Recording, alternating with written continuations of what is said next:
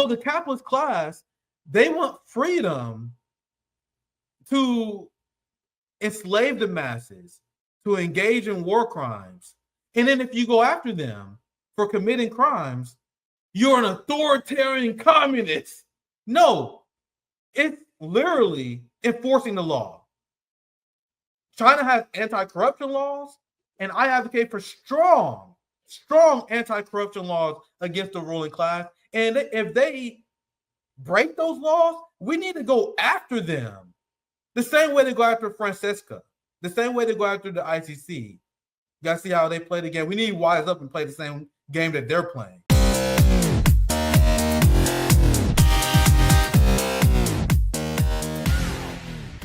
Now, I'm going to show you this tweet, which proves our point that the issue of Palestine is very essential.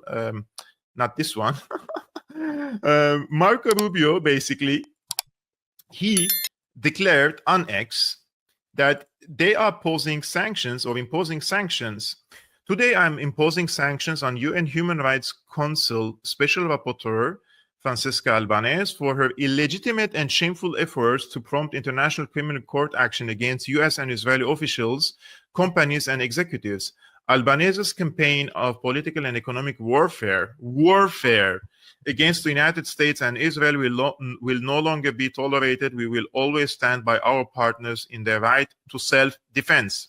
The United States will continue to take whatever actions we deem necessary to respond to lawfare and protect our sovereignty and that of our allies. This is disgusting beyond belief. Like, it's an Orwellian word, up is down, down is up, like right is left, left is right. Everything is upside down. Calling this like a warfare, meanwhile, children are being blown up by actual bombs. And this is a war against the United States and Israel. It's mind-boggling. So they're waging the war against Francesca for calling out Israel's crimes. Meanwhile, they're friendly with Jelani, who's a former terrorist, and removed him from the terrorist list. What does that say about the priorities of the West? I explained on RBN how there is a genocidal psychosis that have completely swept over the West, especially the ruling bourgeoisie class, where they are straight up using their power and their authority to go after anyone who challenges their genocide, who tries to hold them accountable, which is why I push back against the natural human instinct of using fear to give the ruling class more power. The ruling class always use fear to give them more power. This is why I speak out against police states. Yep. I think there's legitimate ways you can provide public safety without police states. A lot of countries have figured it out. And people who think I'm crazy don't realize that the ruling class have the same position, but in the exact opposite. Mm-hmm. So the ruling class, they believe in a relaxed, laissez-faire interpretation of the law when it comes to the ruling class. Yes. But when it comes to the workers in the peasantry, they believe in harsh authoritarian law and order. Where because I study history and I know the most violent crimes, the biggest financial crimes is committed by the ruling class, I advocate for the exact opposite. Where I advocate for a laissez-faire, relaxed interpretation of law and a lot of grace given to workers who make mistakes. But I believe in harsh interpretation of the law against the ruling class. Yes. So you're not going to see anyone in China pulling out some Epstein shit. You know what I mean? This is why the West is morally decadent. This is why we have a ruling class that is deranged, because they don't believe in holding each other accountable in the ruling class because they are gods. That's why you can have a fucking yacht where you sex traffic children to and fuck them there. That's why the Catholic Church, who don't pay any taxes, by the way, in the United States, they're allowed to have a sex trafficking ring and get completely away with it. What they do, charge a handful of bishops? They had a giant, complicated sex trafficking ring that many government leaders were in on. And you guys notice how none of these people are held accountable? But they want some person who shoplifted a piece of candy because they're hungry. They want the books thrown at them. Yep. You know what I mean? I think we need to colonize our mind and twist the way we think about the law. And the reason why a lot of people call socialists and communists, they would say I'm authoritarian, Kevork. Even though China has less people in prison than the United States, despite having 4 times more people. Why do they call us authoritarian, Kevork? Why do they call us, they accuse us of doing what they're doing? Because we advocate for holding them accountable. Cuba held their slave owners accountable. So the capitalist class, they want freedom to enslave the masses, to engage in war crimes. And then if you go after them for committing crimes, you're an authoritarian communist.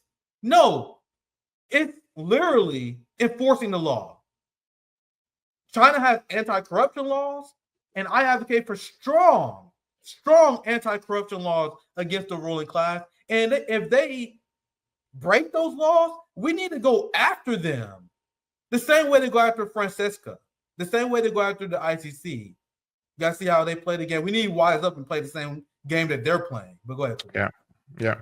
This is the thing with Francesca Albanese, that she's a United Nations employee and doing her job, basically, is to report on the human rights abuses in Gaza.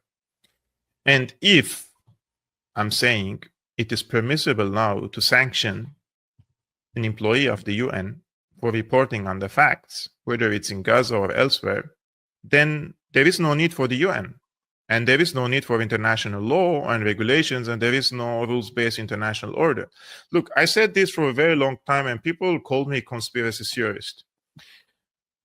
There are many human rights organizations as well, and they report factually on some cases, and they sensationalize some of other cases.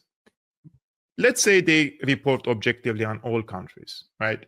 What happened basically is that these human rights organizations, they report, let's say, about Syria, right? So there were human rights abuses, let's say, from the Assad government. So they report about it, or they document it.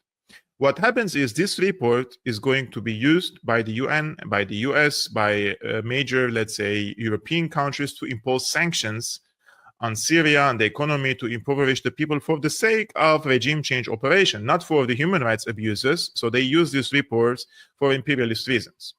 Yeah. Now flip the issue. Let's suppose now this same human rights organization is reporting about some human rights abuses committed by American forces or Israeli forces. What way does this type of report have in the context of these geopolitical conflicts?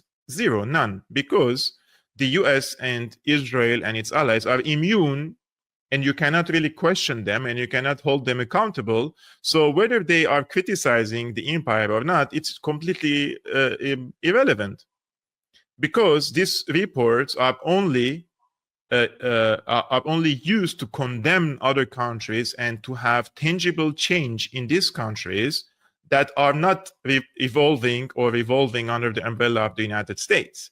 So in this case, when someone like Francesca Albanese, she's reporting the facts in Palestine, and she's an employee from the UN, in the UN, when she takes one step further into criminalizing Israel and the United States officials, they will come after her like they're doing at the current moment, and they will impose sanctions. Therefore, what are we really defending here if there is no international law and norms and regulations? This is a serious question. If I'm a person who was born in a third world country, right, and my country could be completely blown up and hundreds of thousands of people would be killed because they say we are going to bring you human rights to your country, but then when a serious investigator talks about the human rights abuses by Israel in Palestine, and she will be sanctioned, So what is it? Jungle-based order? We spoke about the jungle at the beginning, but this is not there is no international law. This is what it means. Yeah, it's very blackpilling and it's very sad when you realize, and I came to this conclusion a while ago, that international law and human rights are largely fake. When you realize that the West use human rights as a way to attack regimes they want to see overthrown. For example, they would have USAID working unauthorized in a country. Then whenever someone like Nicolas Maduro say, USAID is obviously a CIA cutout. Get out of our country. You are stripping us of our sovereignty. Then liberals will turn around and say, hey, look, Nicolas Maduro just kicked out USAID. Nicolas Maduro is violating human rights. So it's very sad when you realize that human rights was always used as a tool of imperialism. And the current generation of the ruling class, they despise the concessions that the previous generation of the ruling class made to peace, to, like, for example, the Genocide Convention, the Geneva Convention.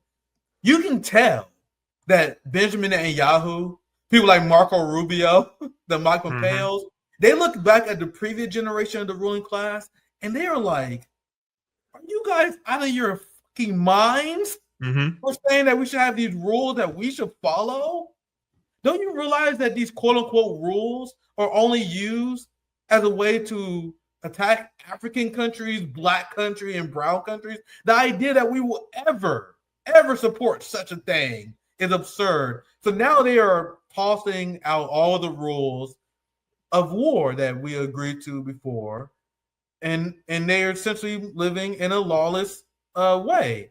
They use human rights, like you already see them attacking Ibrahim Traore. They say, oh, he's violating human rights. That's what they use. That's what they do as a way to sell regime change operations and imperialist meddling to the liberal class. Because it's easy to sell to conservatives. They're all about rah, America should dominate. But you need to find a way to sell imperialism to the rising, in the 70s and 80s, you have these hippies. You had the rise of the boomer hippies, the people who believe in love, justice, and human rights. So how do you sell war to them?